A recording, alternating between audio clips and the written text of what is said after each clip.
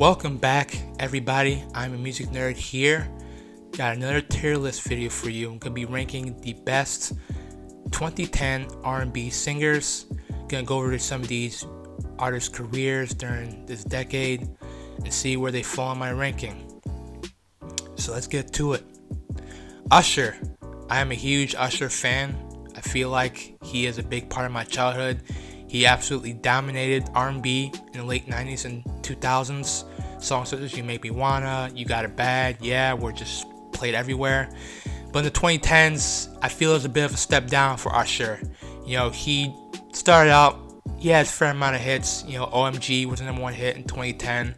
But to me, if I'm talking about top 10 greatest Usher songs, that song doesn't even come anywhere near my list. During this decade, he'd be chasing trends, collaborating with Pitbull and doing all these trap songs, and I felt like he kind of lost himself a little bit in this decade. I'm gonna put Usher in the C tier. Fairly average decade for Usher. Bryson Tiller, to me, when he came out, I kind of saw him as a bit of a Drake / Weeknd wannabe. Obviously trap soul with that moody R&B sound. It's very House of Balloons inspired. Songs like Don't and Exchange put him on the map, and kind of got him a bit of commercial visibility, but it also kind of showed him riding the wave of that trend as well. And then True to Self came out. Although it was commercially successful, debuted at number one, going to show how much anticipation the fans have for this record. It was a bit of a step down. I think it's decent, but to me, Bryson Tiller, I think he has room to grow.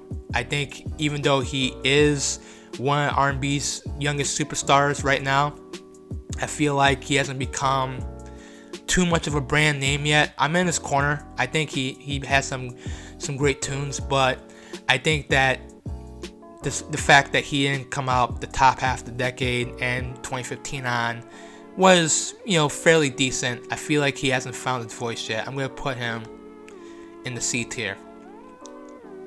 Janelle Monae, very interesting career during this decade. Came out with a lot of great records like Android, Dirty Computer, very critically acclaimed. It wasn't really until Dirty Computer that she kind of was accepted and populated a little bit, just a little bit.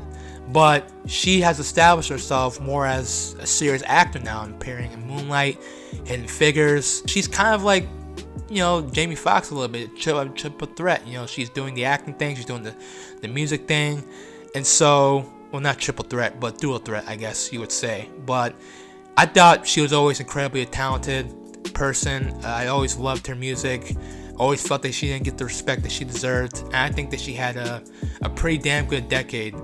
So I'm gonna put her in the A tier. Robin Thicke, man, oh man,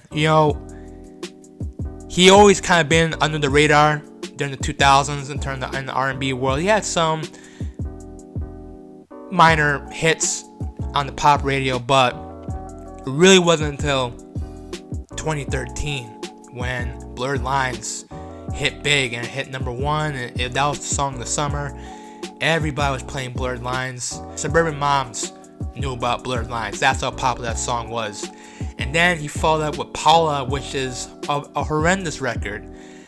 God, just an embarrassing record. Only sold 550 copies in the UK in its first week. To go from a number one album to only selling under 1,000 copies in your first week is horrible. That's not good. And the record itself, it's just not good. And he hasn't released an album since, which should tell you something. Now, yes, he has expanded his visibility with The Masked Singer. He's doing other things. He's acting somewhat. But for a guy who started out the decade with such potential, and even the Blurred Lines song, his biggest song, got sued by Marvin Gaye. So it just ended up not being a very great decade for Robin Thicke. I have to put him in the D tier. Beyonce, what else is there to say that hasn't already been said? One of the most popular, iconic musicians we have going on. Some would consider her a living legend. I wouldn't dispute that. In the 2000s, she had tons of hits. She got married to Jay-Z, but the critics didn't really love her as much. But in the 2010s, she definitely gained the critics' respect, releasing 4, which is kind of like a retro R&B throwback sound. Then the self-titled Beyonce album, and then Lemonade, which is an album that got huge critical acclaim, and I think established her as one of the most influential musicians to come out in the 21st century. She topped herself throughout this decade. She making albums that were better throughout the decade, and she challenged herself. I'm gonna put her in the S tier. Frank Ocean. I don't think there's anybody who's influenced R&B more than Frank Ocean in the 2010s. When he came out in Nostalgia Ultra with that moody, introspective R&B sound, would later come to dominate pop through the second half of the 2010s and today. And coming out with Channel Orange, which is a phenomenal record, and then topping it, in my opinion, with Blonde. He hasn't released too much music during the 2010s, but in terms of influence, impact, even not just in R&B, like in music in general, like indie pop, rock music being influenced by Frank Ocean. Brad Pitt coming out and saying he got him in the R&B. When you do that for Mr. Tyler Durden, that's saying something. So Frank Ocean, have to put him in the S tier. John Legend. I think when he came out in the 2000s, he was definitely a breath of fresh air. People kind of call him the male Alicia Keys, and I don't think that's a diss. I think to be called the male Alicia Keys is quite an honor. But in this decade, he racked up the awards, man. He not only got tons of Grammys, he got an Oscar, he got an Emmy, he got a Tony. I mean, I think he's like an EGOT. So he's been doing his damn thing during this decade. He got married to Chrissy Teigen. I mean, hell of a decade for John Legend. Musically, for me, I know people love All of Me. I know it's a wedding song that people adore. I just think for me, I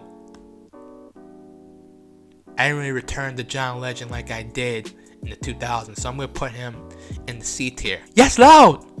Anderson .Paak. The guy is an incredible multi-instrumentalist, singer. When I hear him sing, it's kind of like, it reminds me of those retro soul southern singers like Al Green. And even though he wasn't around in the top half of the 2010s, he definitely made it for lost time, putting out Malibu, which was a critically acclaimed record. I feel like that was his breakthrough record. Came out with Oxnard and then Ventura, which won him a Grammy. And also, the guy can rap. He won Best Rap Song for Bubblin'. So the guy can do it all. And also, he's a guy that can straddle the R&B and hip-hop worlds with ease. He's been featured on tons of hip-hop songs with Freddie Gibbs and Tribe Called Quest. So this is a guy, you put him on a feature, he's like barbecue sauce. Anything you put him on makes the meal 20% better. He's like the best condiment, human condiment you can ever hope for. So Anderson .Paak, I would have loved to put him in the A tier, but he just was not around in the first half of the decade. But I'm putting him in the B tier in terms of just sheer consistency. My man has been doing his damn thing. Khalid, now another person who's only been around the second half of the decade, but is one of the most popular R&B singers around. Personally, for me, not a huge fan. I think he's very overrated. He has his audience. I feel it's a very, very young audience. Albums like American Teen, Free Spirit. Maybe it's just the older millennial in me coming out. Maybe it's just what it is. But I feel like his songs are for teenagers. And hey, that's fine. He's making his money. He's doing his thing. Not mad at it, but gonna put him in the C tier. Just not for me. Jason Derulo, the guy who pretty much sings his tag in every song that he has a chance to. But anyways, Jason Derulo had a pretty decent decade. Actually, you know what? Solid decade. I mean, he had #1 hits. 2014 was his year. Just Talk Dirty, Trumpets, Wiggle.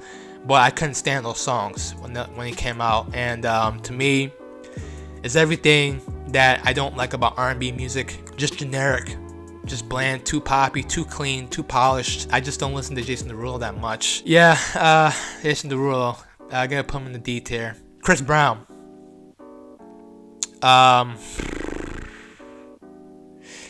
Very turbulent decade for Chris Brown in the 2010s. Now, I feel like Chris Brown didn't have quite the hits that he had in the previous decade.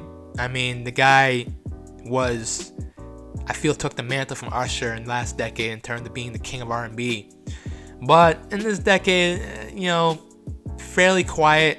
He did release some albums, but was more in features, and he's kind of more of a brand name. He established himself, and he was just kind of growing through the motions, both professionally and personally.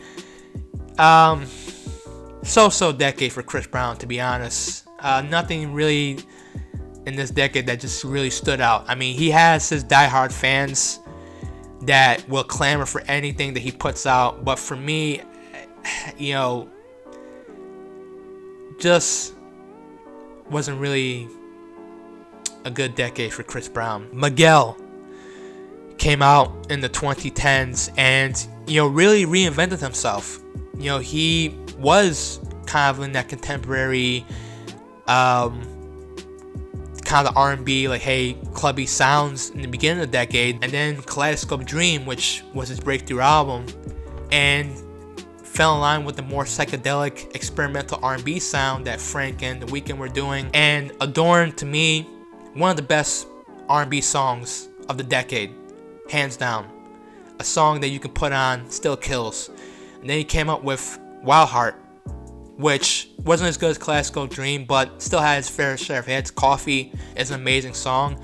And then War and Leisure, not as good as Wild Heart or Classical Dream, but I could put it on. It doesn't annoy me. So Miguel, to me, hit his peak with Classical Dream. I think that's his best album. But then was kind of like trending downwards slowly, gradually throughout the rest of the decade. So for the fact that, for me, I think he does put out quality music. I wish that he kind of took what Classical Dream did and upped the ante. So I'm going to put him in the B tier. But B minus, C plus. Slightly disappointed by Miguel's career. Hope he turns it around in the 2020s. Rihanna in the 2010s, obviously, just dominated R&B radio. It seems like every Rihanna song that came out in the top half of the 2010s, which is on radio, non-stop, just like in the clubs, you just could not get away from Rihanna. And for me, I felt that she got too comfortable in her own skin. I felt like she needed to take a break, which is exactly what she did. She took a hiatus and then came out with Anti. To me, one of her best albums, acknowledging the fact that yes, the R&B sound had changed. It had gotten darker, it had gotten moodier. It's interesting, when she didn't chase trends, she got better. When she took a step back and said, you know what, I'm Rihanna, I'm just gonna do what I want to do. To me, Anti is a great record. I feel has aged gracefully, even though she didn't put out anything the rest of the decade. So Rihanna, in terms of hits, critical acclaim, just a non-stop cultural force. Gotta put her in the S tier. Alicia Keys, 2010s, obviously it was a decade where her celebrity was much more popular than her music. I think she was on The Voice. And, you just saw her in a lot more than just music. But she only released 2 albums in this decade. It kind of showed her expanding her palette, taking a little bit more of risk, doing dancehall music, doing electro music, to mixed results. I think Alicia Keys is a great talent. She's going to be a legend. She's going to sell out concerts, obviously, but she didn't have the consistency that she had in the 2000s when she put out just solid hits like Fallen and You Don't Know My Name, No One, and even Empire State of Mind.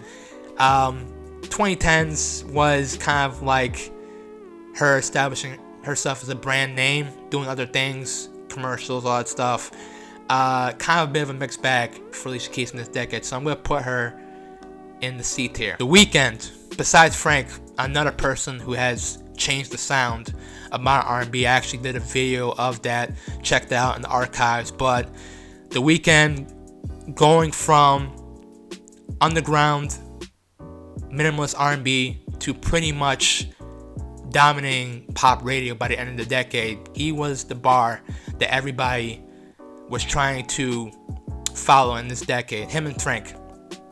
Even established artists like Beyonce and Rihanna had to acknowledge the influence and impact that The Weeknd was having with that sound that he was having at House of Balloons. So The Weeknd, love this guy. Phenomenal decade. Gotta put him in the S tier. Trey Songz. Yeah, I'm a bit hit and miss with Trey Songz. He did have a fair amount of hits during this decade. But to me, you know, I kind of fall more towards the moody experimental R&B. I know that he has his fans. I put him in the Chris Brown envelope, where, you know, they do kind of have that club R&B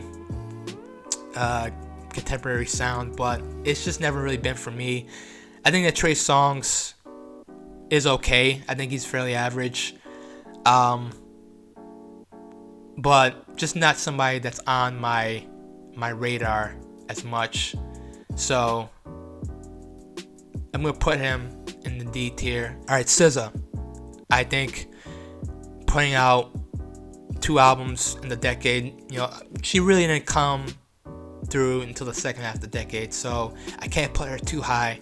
But Control, I will acknowledge that it's a great album, and it did, in a sense, establish the new wave of female R&B artists like the Hers, the Normani's, Victoria Monet's, kind of like this throwback Aaliyah, like 90s sound to R&B a little bit, which I think Control did that beautifully. So you're seeing a lot more R&B singers kind of doing that. So Control, to me, did have a bit of a cultural moment, and I think that she is a great talent. I think the future is very bright for her, because Control was such, in a sense, a bit of a groundbreaking moment for R&B. I gotta put her in the B tier. I just realized I forgot somebody very important, Solange. Now, Solange, another person who reinvented herself during the decade. Obviously, we all know her as Beyonce's sister, but to me, she established herself as a unique R&B voice in the 2010s. She's no longer just Beyonce's sister. She kind of embraced that experimental R&B wave that Miguel, Frank Ocean, The Weeknd was on, and she transitioned beautifully. And then she came with a Seat at the Table, which is an incredible album. And to me, When I Get Home, although not as critically acclaimed as Seat at the Table, I think is another great album that she did. Solange has established herself as a unique, innovative R&B voice, setting trends. She's not going to get the radio play, the popularity that artists like SZA and The Weeknd are going to get. Let's just be honest. But I do think what she's doing in R&B is incredible. I don't have her photo here, but if I did, I would put her in the A tier. Really good decade for Solange. Alright guys, thanks for watching this video. It's been fun making this tier list. As always, if you enjoy the content of this channel, hit the like button down below, hit the subscribe button down below. And yeah, if you want to check out these other tier lists that I have done in the past, here's a playlist for you. Check it out. Pretty fun, pretty controversial. So yeah, that's gonna do it. As always, until next time, peace.